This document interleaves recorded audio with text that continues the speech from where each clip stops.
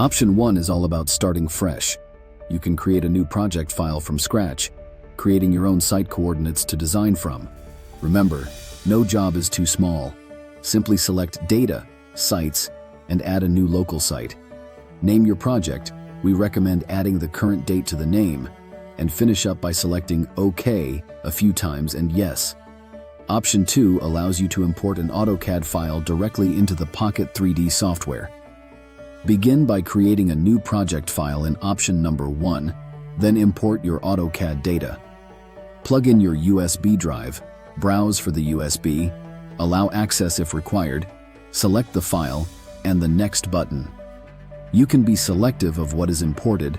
Most choose the entire project option and finish by selecting Next, OK, Import, OK, and Yes to make it the current project. Option 3 involves importing a project file from a model builder.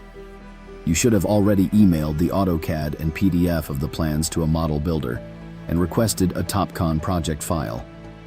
Load the file onto a USB drive, select Data, Sites, Copy, and ensure the path is from USB storage to internal storage, and highlight the site name.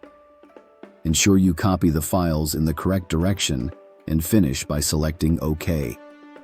Thank you for watching this guide created by 5D Solutions Inc.